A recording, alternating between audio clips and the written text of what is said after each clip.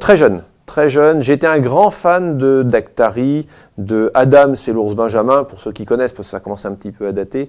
Donc oui, très jeune, j'ai été attiré par les animaux.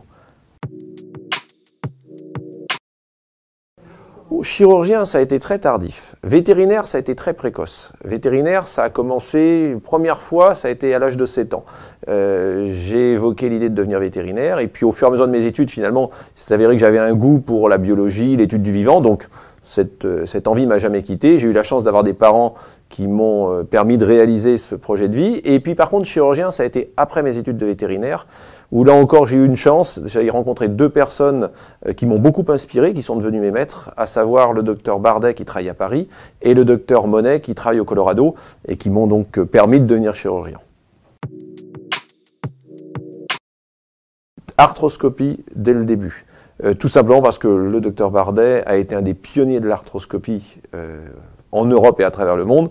Et donc j'ai, en tant qu'interne, puis ensuite résident, assisté à ses interventions. Et donc il m'a donné dès le début le goût de l'arthroscopie. J'ai appris dès le début. Et donc je fais de l'arthroscopie depuis 25 ans.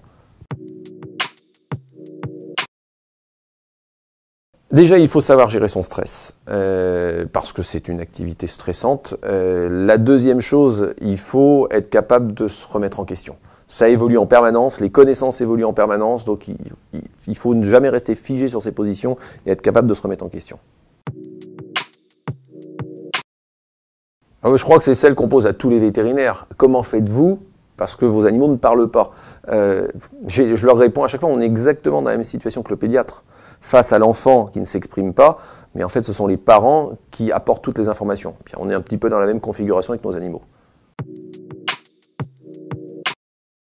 C'est être prêt à travailler beaucoup et travailler, on va dire, pratiquement tout le temps. Tout simplement parce qu'il va falloir en permanence apprendre, se former. Comme je vous disais tout à l'heure, les techniques évoluent. Donc si on veut espérer offrir les meilleurs soins à nos patients, il faut tout le temps être au top niveau et donc tout le temps être prêt à travailler. Ça c'est la première chose et il faut être exigeant avec soi-même parce que c'est une activité qui est exigeante, qui permet... C'est pas une activité qui autorise d'à peu près. Donc il faut essayer de se maintenir autant que possible au plus haut niveau, ce qui n'est jamais évident.